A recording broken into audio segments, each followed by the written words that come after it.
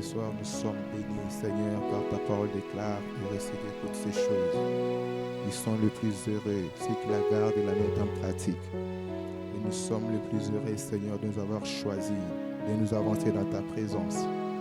Ta grâce nous a trouvés, Seigneur, ce soir. Nous qui étions sélectionnés déjà d'avance, toi qui connaissais qu'on allait se trouver en ces lieux. Tu nous as permis, Seigneur, d'être en bonne santé, d'être en vie pour que nous puissions écouter ta parole ce soir. Gloire au Seigneur pour ta bonté, pour ton amour, ainsi que pour, oh Dieu, la paix qui abonde nos âmes en ces moments. Malgré les temps difficiles, nous trouvons le temps pour t'élever, pour t'adorer, pour te dire combien tu es merveilleux. Shalom, peuple de Dieu, nous avançons encore une fois de plus ce soir dans la présence du Seigneur. À notre rendez-vous d'études bibliques de chaque semaine. Et ce soir, Dieu nous a fait grâce d'être en vie pour que nous puissions l'écouter. Toi qui as trouvé le temps à la maison en ce moment, approche-toi devant l'Éternel. Comme le déclare cette parole dans le livre de Jacques, chapitre 4, verset 8. Approchez-vous de Dieu, il s'approchera de vous. J'aimerais ce soir que tu puisses t'approcher de Dieu. Non pas pour passer ton temps inutilement, non pas pour oublier tes ennuis, mais approche-toi devant l'Éternel. Approche-toi dans la table du Seigneur pour que tu sois nourri. Que l'Éternel puisse te parler ce soir et que ton âme soit dans la joie. Que l'Éternel puisse te parler ce soir et que ton âme soit dans l'abondance. Que l'Éternel puisse te parler ce soir pour que ta foi soit affermie. Et pour que Dieu puisse te faire du bien au travers de la parole qu'il t'a réservée ce soir. Comme le déclare la parole de Dieu dans le livre d'Hébreux, chapitre 4, verset 12. Car la parole de Dieu est vivante et efficace, plus tranchante qu'une épée quelconque à des tranchants, pénétrante jusqu'à partager âme et esprit, jointure et moelle. Elle juge les sentiments et les pensées du cœur. Ce soir, j'aimerais te dire, dans la présence de Dieu, j'aimerais que tu puisses t'approcher, afin que l'Esprit de Dieu qui est en toi puisse prendre le dessus. Au travers de la parole que l'Éternel va te communiquer en ces lieux, j'aimerais que tu puisses être concentré en ces moments et désirer la présence de l'Esprit Saint. Que l'Esprit Saint soit à tes côtés pour te fortifier. Que tu ne sois pas touché par la distraction autour de toi. Que tu ne sois pas contrôlé par des choses qui se passent autour de toi. Mais qu'en ces moments, que tu sois celui que l'Éternel a touché au plus profond de son cœur pour s'approcher de lui. Ah, bien-aimé, tu es le plus heureux ce soir parce que tu vas écouter la parole de Dieu. Tu es le plus heureux ce soir parce que ces choses t'ont été réservées pour toi. Ce soir, j'aimerais que tu puisses désirer encore une fois de plus la présence de Dieu. J'aimerais que tu puisses encore désirer une fois de plus la présence de Dieu ce soir. Dis à l'Esprit de Dieu d'être avec toi en ces moments, afin que ces choses qu'on va vous communiquer ce soir, que ce soit les choses que ton esprit va digérer, va comprendre, va aider à ce que ton corps puisse les mettre en pratique. Ce soir, j'aimerais que tu sois disposé et que l'Esprit de Dieu qui est toujours au rendez-vous en ces moments puisse te toucher, puisse te fortifier et toutes les choses qui pourraient t'amener dans la distraction en ces moments. Yango kende musika na yo baninga makamunyo ezangatino en ces moments ezala musika na yo. À toi qui es connecté en ces moments, j'aimerais que tu puisses entrer dans ta chambre, là où tu vas sentir la présence de Dieu te toucher, la présence de Dieu te parler. Approche-toi devant l'Éternel ce soir. Alléluia. Notre Dieu, nous nous approchons de toi ce soir. Nous nous approchons de toi, non pas devant une personne, nous nous approchons de toi. Afin que tu puisses nous parler, nous nous approchons de toi. Afin que tu puisses nous fortifier, que tu puisses nous édifier. Nous nous approchons de toi, afin que tu puisses nous affermir. Nous nous approchons de toi, afin que tu puisses élever notre esprit. Nous nous approchons de toi, afin que tu puisses séparer notre esprit et notre âme. Et que tout ce qu'il y a comme les œuvres de la chair qui demeurent dans l'âme, Seigneur, n'ait pas de l'ascendance sur nous en ces moments. Mais que les œuvres de l'esprit puissent demeurer, puissent être manifestes en ce soir. Nous te prions, ô Dieu, que la parole qui nous a été réservée, que tu as déposée dans le cœur de ton serviteur, ô Dieu, puisse trouver une place prépondérante dans nos cœurs, ô Dieu. Toi qui nous as montré ton amour, toi qui nous as rachetés au prix fort. Et en ce soir, tu nous montres tes voies, ô Dieu. Laisse que cette parole, Seigneur, que nous ne soyons pas des auditeurs oubliés, ceux qui écoutent ta parole, Seigneur, ne la mettent pas en pratique. Mais j'ai prié que tu localises une femme, un homme, un enfant en ces moments connectés, Seigneur, pour écouter ta parole, ô Dieu, que ton esprit les fortifie, qu'ils s'élèvent, ô Dieu. La puissance de ta parole éternelle soit manifeste en ce soir, éternel notre Dieu. Jésus, toi qui es la parole, ce soir nous voulons que tu puisses te manifester. Manifeste-toi, ô Dieu. Manifeste-toi dans nos cœurs. Manifeste-toi lorsque nous allons écouter ta parole. Que nous puissions te sentir, toi, nous toucher. Que nous puissions te sentir, toi, nous fortifier. Que nous puissions te sentir, toi, Seigneur, nous rendre capables, Seigneur. Que nous puissions nous couvrir de cette nature divine, ô Dieu, qui nous donnera un nouveau pouvoir sur notre volonté ce soir. Que nous puissions être couverts de cette nature divine éternelle, qui nous donnera une nouvelle intelligence pour comprendre tes Écritures. Que nous puissions être couverts par la nature divine ce soir éternel, qui nous permettait de développer une nouvelle attitude, ô Dieu, que ta parole déclare que nos œuvres luisent devant les hommes, afin que cela sache que notre Père dans les cieux. Ce soir, Seigneur, nous voulons que nos œuvres luisent devant les hommes. Et c'est par cette parole que nous écoutons chaque mercredi. C'est par cette étude que nous faisons chaque mercredi que nous sommes affermis, que nous devenions des chrétiens matures, que nous sommes en train de monter des dimensions, Seigneur, laisse que ta parole ce soir, ô Dieu, nous permette à ce que ta présence devienne réelle en nous, éternel. Laisse que ta présence devienne réelle en nous ce soir, éternel, notre Dieu. Afin que notre foi ne soit pas fondée, Seigneur, sur les œuvres des hommes. Que notre foi ne soit pas fondée sur l'intelligence des hommes. Mais, Seigneur, que notre foi soit fondée sur ta parole. Et que ta présence en nous devienne réelle, ô Dieu, palpable. Qui nous permettrait de monter des dimensions, Seigneur. Les dimensions du toucher, les dimensions de puissance, les dimensions de gloire. Celle ta parole est capable, car ta parole vient de le déclarer dans Hébreu, Seigneur, et ta parole est puissante, ô Dieu. Est-ce que la puissance de ta parole soit manifeste dans le nom de Jésus, bien-aimé, entre encore en profondeur dans la présence du Seigneur. Approche-toi devant Dieu en ces moments.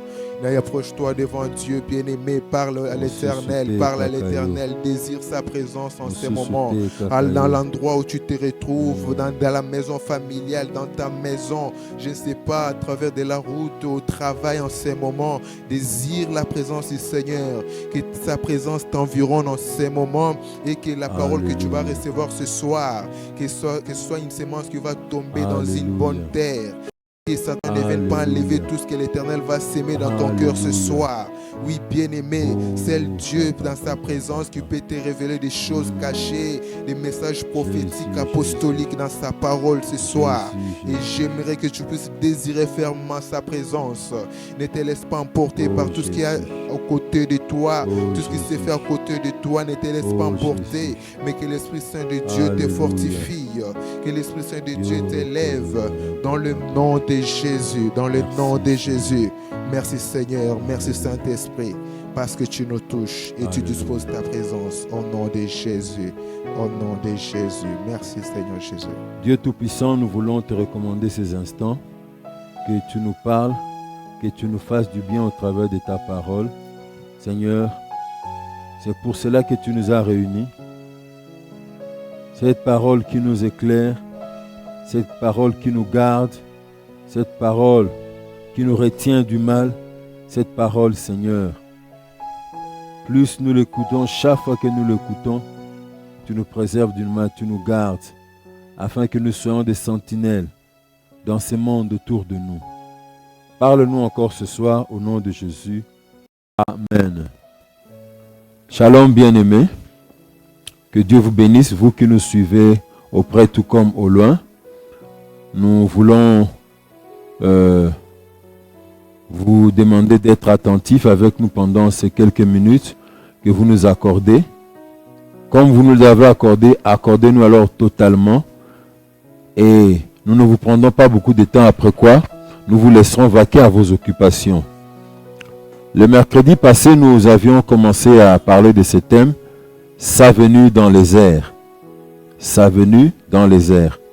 Et nous continuons avec ce thème comme nous l'avions promis.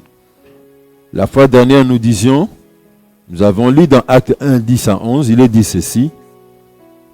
Et comme ils avaient le regard fixé vers le ciel pendant qu'ils s'en allaient, voici deux hommes, vêtus de blanc, leur apparurent et dirent, « Hommes galiléens, pourquoi vous arrêtez-vous à regarder au ciel?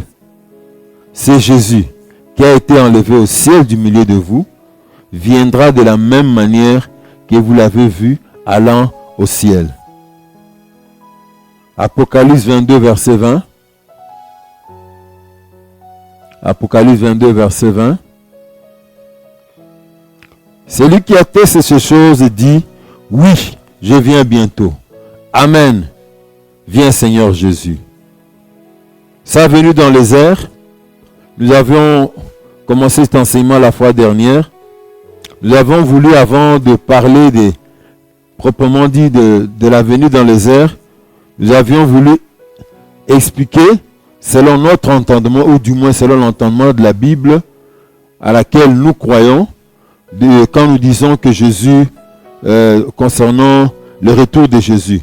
Et nous avions dit que premièrement, la Bible affirme avec force que Jésus revient personnellement. Deuxièmement, la Bible affirme avec force que Jésus revient brusquement. Troisièmement, la Bible affirme avec force que Jésus revient dans la gloire de son Père et de ses anges. Et la Bible affirme aussi que Jésus revient d'une manière triomphale. Alléluia.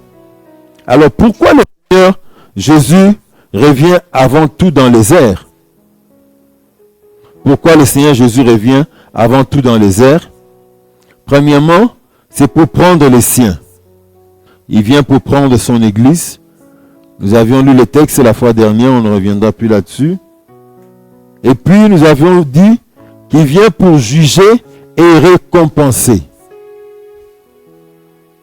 Ce jugement, c'est un jugement d'ordre différent. Un jugement qui concerne l'église. Pas le jugement des temps de la fin, où des livres seront ouverts et les gens seront envoyés dans les temps de feu pour l'éternité. Mais le jugement concernant l'église, c'est le jugement sur base des œuvres que les chrétiens auront accomplies durant leur vie sur cette terre et le Seigneur va les récompenser sur base de cela. Ce n'est pas un jugement qui concerne les péchés. Nous avions précisé parce que ceux qui croient en Jésus comme Seigneur, leur Seigneur et Sauveur, leurs péchés ont déjà été punis au travers de l'œuvre de la croix. Leurs péchés ont été cloués à la croix avec Jésus. Alors, et troisièmement, nous avions dit que Christ revient dans les airs pour enlever celui qui retient. Pour enlever celui qui retient. Lisons pour cela 2 Thessaloniciens chapitre 2, versets 1 à 8. 2 Thessaloniciens chapitre 2, versets 1 à 8. La parole de Dieu déclare ceci. Pour ce qui concerne l'avènement de notre Seigneur Jésus-Christ et notre réunion avec lui, nous vous prions, frères, de ne pas vous laisser facilement ébranler dans votre bon sens et de ne pas vous laisser troubler, soit par quelque inspiration, soit par quelques paroles ou par quelques lettres qu'on dirait venir de nous, comme si le jour du Seigneur était déjà là. Que personne ne vous séduise d'aucune manière, car il faut que l'apostasie soit arrivée auparavant et qu'on ait vu paraître les fils de perdition, l'adversaire qui s'élève au-dessus de tout ce qui s'appelle Dieu ou de ce qu'on adore, jusqu'à s'asseoir dans le temple de Dieu, se proclamant lui-même Dieu. Ne vous souvenez-vous pas que je vous disais ces choses lorsque j'étais encore chez vous? Et maintenant vous savez ce qui les retient, afin qu'ils ne paraissent qu'en son temps. Car le mystère de l'iniquité agit déjà. Il faut seulement que celui qui les retient encore ait disparu, et alors apparaîtra, l'impie que le Seigneur Jésus détruira par le souffle de sa bouche et qu'il anéantira par l'éclat de son avènement. Amen. Alors, bien-aimés, une lecture un peu longue pour enlever la troisième raison pour laquelle le Seigneur vient dans les airs, c'est pour enlever celui qui retient. Et qui est celui qui retient? Nous avons lu dans ces textes, on nous parle d'abord au premier verset, au deuxième verset. L'apôtre Paul rappelle les thèmes dont il est en train de parler dans la première et la deuxième lettre aux Thessaloniciens ici. Le thème général, c'est la seconde venue du Seigneur.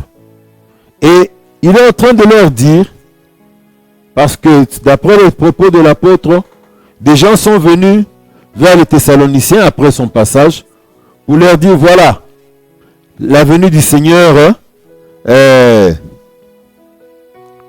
déjà là. La venue du Seigneur est déjà passée. La venue du Seigneur, le jour du Seigneur était déjà là. La fin du verset 2. Alors l'apôtre est en train de leur expliquer pour dire, non, les amis, ce n'est pas ce que je vous ai enseigné. Il est vrai, je vous ai dit que la venue du Seigneur est proche. Mais dire que le Seigneur est déjà là, c'est archi faux. Et il donne quelques raisons pour montrer que la venue du Seigneur n'est pas encore là. Et en donnant ces raisons, nous allons parler de celui qui retient que le Seigneur Jésus vient descendre dans les airs pour pouvoir l'enlever. Première chose, dans ces textes, c'est ce que nous venons de dire. Deuxièmement, nous allons constater que l'apôtre parle de deux acteurs qui sont liés au retour du Christ dans les airs dans 2 Thessaloniciens 2, versets 1 à 8. Il s'agit de celui qui retient et qui doit disparaître, ainsi que l'impie qui doit être détruit par le souffle de la bouche de l'agneau de Dieu. Ça, c'est la fin du verset 8 qui nous le dit. Alors, qui est l'impie? Le verset 3 à 4 nous dit ceci: que personne ne vous séduise d'aucune manière, car il faut que l'apostasie soit arrivée auparavant, et qu'on ait vu paraître l'homme du péché, le fils de la perdition, l'adversaire qui s'élève au-dessus de tout ce qu'on appelle Dieu, ou de ce qu'on adore, jusqu'à s'asseoir dans le temple de Dieu, se proclamant lui-même Dieu. Bien-aimés, le jour du Seigneur, cette expression, comme l'avons vu il y a quelques semaines en arrière, c'est une expression vétérotestamentaire de l'Ancien Testament donc, et dans le langage des prophètes, le jour du Seigneur concerne le jugement que Dieu va faire descendre sur un monde méchant, sur les impies, sur les méchants. Alors l'auteur de cet épître, en l'occurrence Paul, est en train de nous dire que avant que le jour du Seigneur n'arrive, il y aura la manifestation 1 de l'apostasie, 2 de l'homme du péché, l'impie, et enfin sera enlevé celui qui retient. Mais en réalité, celui qui retient, dans l'ordre chronologique de l'eschatologie, des enseignements touchant à la fin des temps, on devait plutôt parler de celui qui retient avant. Mais nous restons dans l'alignement du texte pour parler d'abord de ce qui est dit ici. Avant le jour du Seigneur, il y aura d'abord l'apostasie. Qu'est-ce qu'est l'apostasie? Ce mot vient du grec apostasia. Et ce mot était employé dans le domaine militaire, tout comme dans le domaine politique, au temps des Grecs, pour parler de désertion ou de rébellion contre l'autorité du gouvernement. Désertion d'un militaire, quand un militaire au temps des Grecs désertait de l'armée, on disait qu'il a fait son apostasia. ou encore la rébellion contre l'autorité du gouvernement, on parlait du mot apostasia.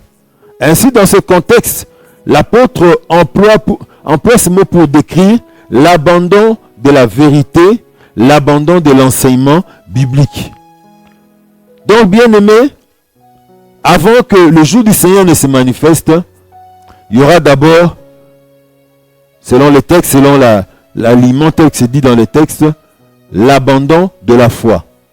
Et quand on parle de l'abandon de la foi, bien-aimé, il est important que je puisse souligner cela avec un marqueur rouge pour nous dire que quand il est question de l'abandon de la foi, ça sous-entend qu'il s'agit d'une personne qui a auparavant connu Christ avant de le rejeter. On peut parler de l'abandon de la foi pour quelqu'un qui n'a jamais connu le Seigneur. On peut parler de l'abandon de la foi pour une personne qui est loin de Dieu. Mais ici, en parlant de l'abandon de la foi, de l'apostasie, cela sous-entend un groupe d'hommes, une personne ou une organisation chrétienne qui marchait dans la voie du Seigneur, mais qui, à un moment donné, a abandonné la vérité, qui a abandonné l'enseignement biblique, qui a abandonné la conduite qui est digne du Seigneur. Alléluia. Cela est très important que nous puissions préciser qu'il s'agit auparavant de quelqu'un qui a connu Christ avant de le rejeter. Et c'est ce que nous vivons de nos jours. Et la Bible nous fait voir qu'avant que vienne le temps du jugement, le temps où Dieu va commencer à juger la méchanceté des hommes, va faire descendre sa colère comme il se doit sur la terre, il y aura d'abord l'apostasie, l'abandon de la foi. C'est pour nous dire, frères et sœurs, qu'il existe la vraie église et il existe la fausse église qui se réclame être de Christ. Quand Jésus viendra dans les airs et que l'église sera enlevée pour aller célébrer les noces de l'agneau et recevoir les récompenses dont nous avons parlé la fois dernière, en ce moment-là, il y aura quand même une église sur la terre. La fausse alors, qui cherchera à calmer la conscience de ceux qui n'ont pas été enlevés en leur disant des blablabla. Et c'est cette église-là, apostate, qui sera manipulée par le système mondial. C'est cette église-là qui constituera l'église mondiale, l'église apostate, pleine de mélanges. 1 Timothée 4, verset 1 nous dit, « Mais l'Esprit dit expressement que, dans les derniers temps, quelques-uns abandonneront la foi pour s'attacher à des esprits séducteurs et à des doctrines des démons. » C'est ce qui sera vécu avant que ne vienne le jour du Seigneur, avant que ne vienne la Yom Yahweh, comme on dirait en hébreu, c'est-à-dire le jour du Seigneur, le jour du jugement du Seigneur. Ça, c'est le premier élément que l'apôtre évoque. L'apostasie va d'abord venir avant que Jésus ne vienne. Et Jésus, quand il viendra pour son jugement, ça commencera avec les coupes de la colère de Dieu qui vont se répandre, qui va répandre sur la terre à cause de la désobéissance, du rejet des hommes, de la méchanceté des hommes. Mais avant que cela n'apparaisse, la première chose, l'apostasie, caractérisée par l'église apostate, qui se tiendra parmi les hommes comme église. Peut-être il y a des dignitaires d'église qui sont là aujourd'hui, mais qui sont loin du Seigneur, mais qui sont bien camouflés. Quand la vraie église sera enlevée, ira dans les airs, ces dignitaires-là se présenteront et ils vont conduire une telle église. Mais ils seront sous les ordres de quelqu'un d'autre, mais non plus de leur Seigneur, du Seigneur des Seigneurs, du Seigneur de l'église. Deuxième élément que l'apôtre évoque, l'apostasie doit d'abord être manifestée avant que le jour du Seigneur ne vienne. Deuxièmement, l'homme du péché, l'impie. Bien-aimé, qui est l'homme du péché? L'homme du péché sera la personne qui se mettra au devant de ces mouvements de l'apostasie qui se fera avant qu'il ne soit manifesté le jour du Seigneur. Qui est ce personnage satanique appelé ici l'homme de péché, le fils de perdition Ou encore au verset 8, c'est la même personne, l'unique. Il y a eu, au cours de l'histoire, plusieurs personnalités telles que certains ont cru qu'il s'agissait de l'homme du péché dont la Bible parle. Certains ont pensé que Néron était l'homme du péché dont la Bible parlait. D'autres ont pensé que Hitler était l'homme du péché dont la Bible parlait. D'autres ont pensé que c'était Staline. Staline est resté célèbre dans son pays. Quand il organise, on disait quand il organisait le congrès du Parti communiste soviétique, qu'il y avait 5 000, 6 000 personnes dans la salle, de toutes les personnes qui ont participé, l'année prochaine, 1000 seront déjà morts. Quelle méchanceté! Mais malgré la méchanceté de ces hommes, ça n'atteint pas le niveau de l'homme dont la Bible nous parle, l'homme impie, le fils de perdition. Mais cet homme n'apparaîtra qu'au moment où l'apostasie sera arrivée. J'aimerais vous dire, bien-aimés, ce que nous voyons même dans des églises aujourd'hui, ce n'est que les signes préparatoires de cette apostasie dont je parle, qui se fera après l'enlèvement de l'église. C'est le leader qui va conduire ce mouvement. Il est possible qu'il vive déjà actuellement, mais bien caché quelque part en train d'attendre le temps de sa mission, il ne s'est pas encore révélé.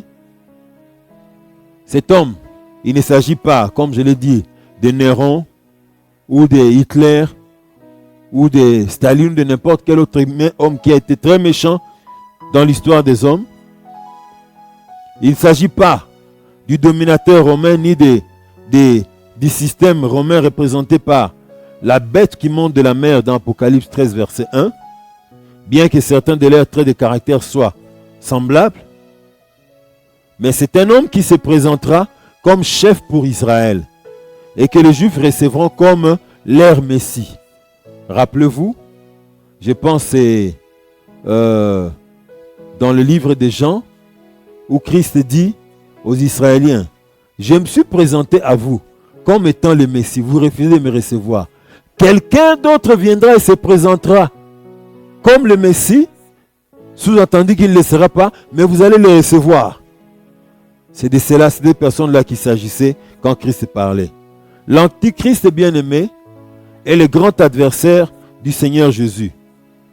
Les prophètes grecs, anti, signifie aussi bien contre que à la place de.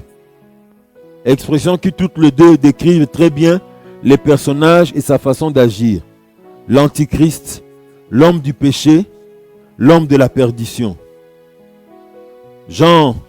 1 Jean chapitre 2 verset 22 nous dit, qui est menteur? Sinon celui qui nie que Jésus-Christ, Jésus est le Christ, celui-là est l'Antéchrist qui nie le Père et le Fils. Ça nous montre son aspect religieux de cette personne, de son enseignement. Nier le Fils, nier le Père. Ce sera le fondement de l'aspect religieux de son travail, de ce qu'il va faire. Nous voyons dans notre verset deux traits de caractère de l'Antichrist. L'homme de péché, l'impie, l'homme de la perdition. Il est décrit comme l'homme de péché premièrement, et puis le fils de perdition. Et au verset 8, comme nous l'avions dit, nous l'avons lu avec vous, il est appelé l'inique. Par l'homme de péché, ça dit qu'il est l'incarnation du mal. Il est la parfaite révélation du mal et incarne, pour ainsi dire, les péchés de l'humanité entière. C'est la nature adamique dans son paroxysme, dans son côté mauvais le plus élevé. C'est la nature adamique dans son état de chute pleinement développé.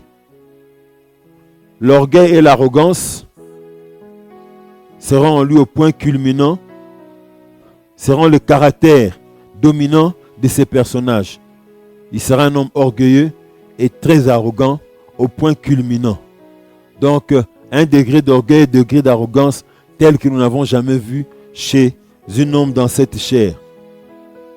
Voilà ce que nous appelons l'impie, l'homme de péché,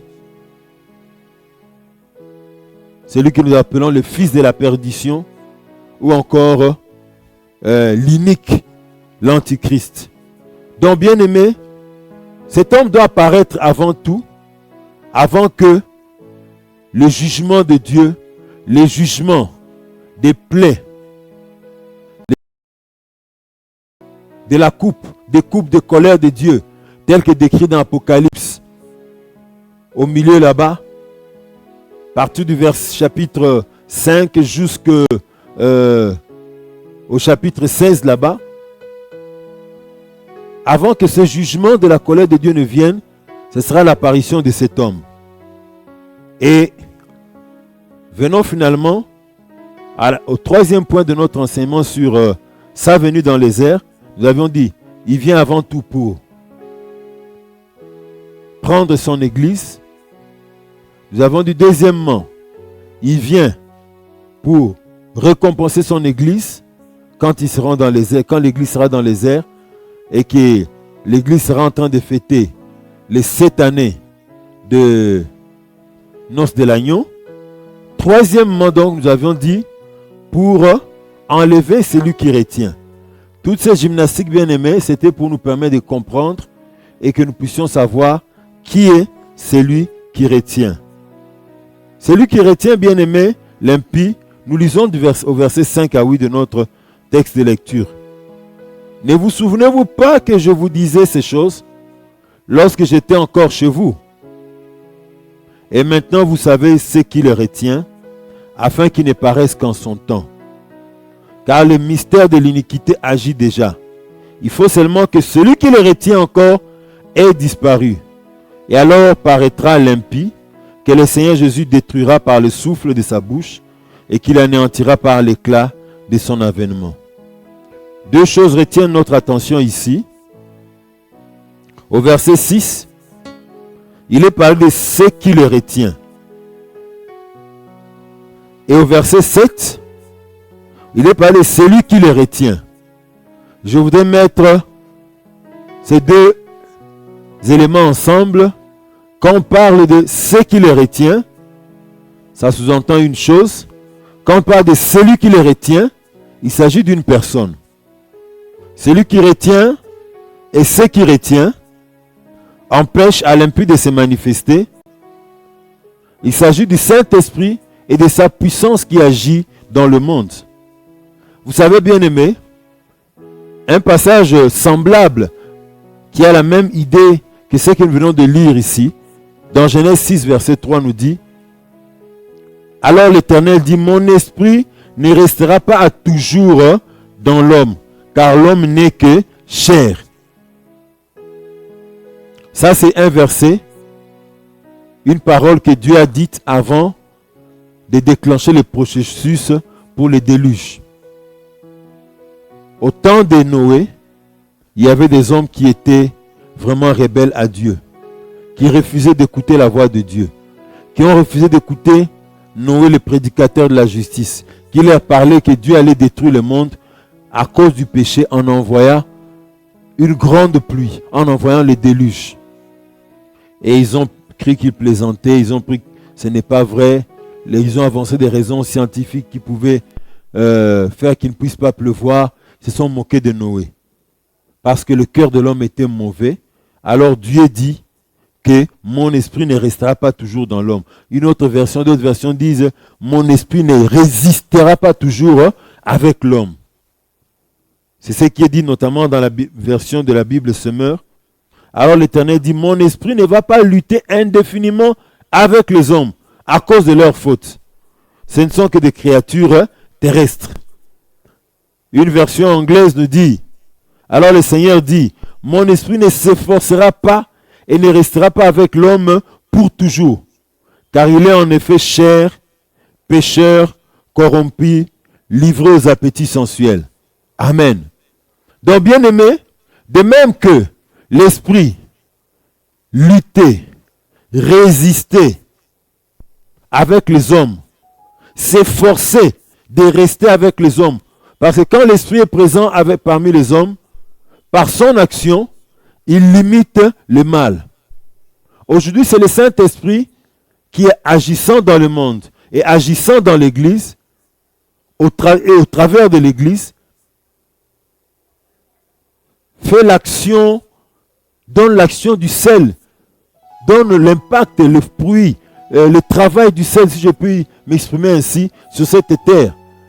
Le sel a pour rôle de limiter la pourriture, la putréfaction des produits. Et le Saint-Esprit, sur la terre et dans l'Église, par la présence et par l'action de l'Église sur la terre, agit comme le sel en limitant la pourriture dans la conduite, dans le comportement des hommes. Mais, un peu comme au temps de Noé, l'Esprit est en train de dire, Dieu est en train de dire, excusez-moi, que mon esprit ne luttera pas, ne résistera pas toujours avec l'homme. Parce que l'homme est pécheur, malgré tout ce que j'ai fait, l'homme veut toujours se tourner vers le mal. Alors, c'est le Saint-Esprit donc, qui est cette personne qui retient la manifestation de l'Antichrist.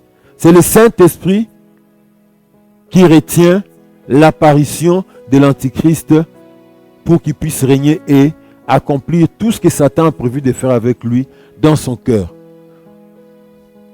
De même que l'Esprit résista au temps de Noé, avec l'homme, il résiste aujourd'hui. Or, la méchanceté du temps de la fin surpasse de loin celle du temps de Noé. Et Dieu veut qu'elle aille jusqu'à son comble. L'Esprit retient, freine le mal au travers de la vraie Église. Mais maintenant, le Seigneur veut retirer son esprit sur la terre. L'esprit quittera la terre au même moment que l'Église sera enlevée. Alors, comme l'esprit retient, freine le mal au travers de la vraie Église, lorsque l'esprit sera enlevé, lorsque l'Église sera enlevée, l'esprit n'agira plus dans le monde comme au temps de la grâce. C'est-à-dire maintenant, l'esprit n'agira plus, l'esprit partira, va laisser la terre, va laisser les hommes, et ce qui empêchait la putréfaction, la pourriture parmi les hommes, n'étant plus là, voilà que ça va laisser libre cours à l'homme du péché pour venir se manifester. Donc, la troisième raison pour laquelle Jésus revient dans les airs, je me résume, c'est pour enlever celui qui retient le mal.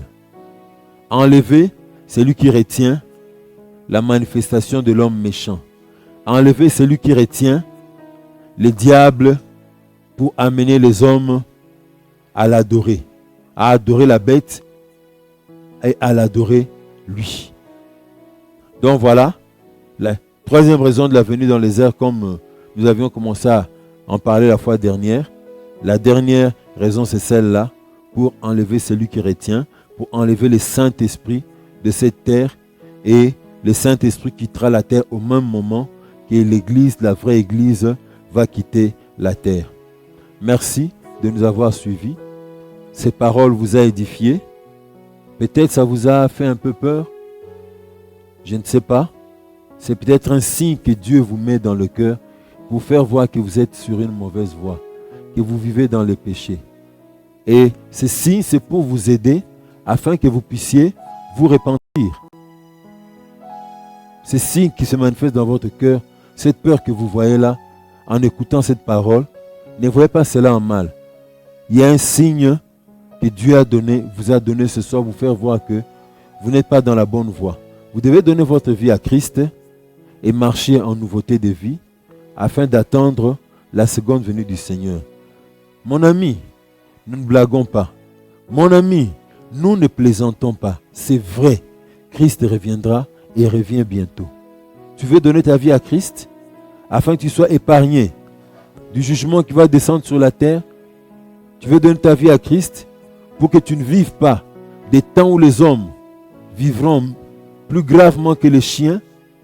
Ils vont agir de manière corrompue à l'abondance, à l'extrême, atteindre le paroxysme du péché. Tu peux donner ta vie à Jésus. Tu veux le faire avec moi? Merci. Fais cette prière après moi. Seigneur Jésus, je reconnais que je suis pécheur. Je ne suis pas digne devant toi. J'ai vécu ma vie moi-même comme je l'entendais, mais en menant ma vie comme je l'entendais, je me rends compte que je suis arrivé au bout. Je prends conscience aujourd'hui que tu es mort à la croix pour mes péchés. À la croix, tu as porté tous mes péchés pour que ma vie soit transformée. Seigneur, je m'incline devant ta croix. Je reconnais que tu as porté mes péchés. Laisse que ton sang vienne me purifier de tous mes péchés. Tiens ma main, Seigneur. Marche avec moi. Je t'ouvre mon cœur. Entre. Sois le seul Seigneur de ma vie. Conduis ma vie jusqu'au jour où je te verrai. Au nom de Jésus, j'ai prié et demandé ainsi. Amen. Gloire à Dieu.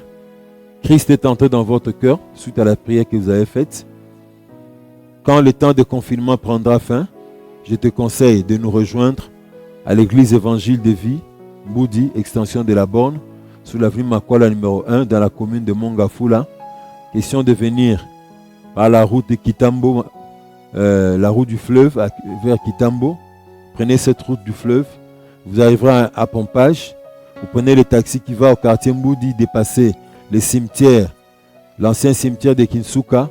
Vous êtes là au quartier Mboudi, demandez l'avenue Makwala numéro 1. Nous sommes juste à côté du complexe Bouzamabé. Nous sommes juste à côté de l'antenne RTL. Et rejoignez-nous pour que nous puissions communier ensemble en attendant la venue du Seigneur. Mais en attendant ce moment-là, tu peux communier avec nous par nos prédications, nos enseignements en ligne. Tu as le numéro de téléphone qui apparaît sur l'écran. Vous pouvez m'appeler par ce numéro. Si vous avez des questions, des préoccupations, vous avez besoin d'une prière, vous voulez partager un témoignage de ce que Dieu a fait dans votre vie au travers de ces moments d'enseignement, écrivez-nous sur Facebook, écrivez-nous même sur YouTube et nous serons édifiés, nous serons en contact avec toi. Que Dieu te bénisse.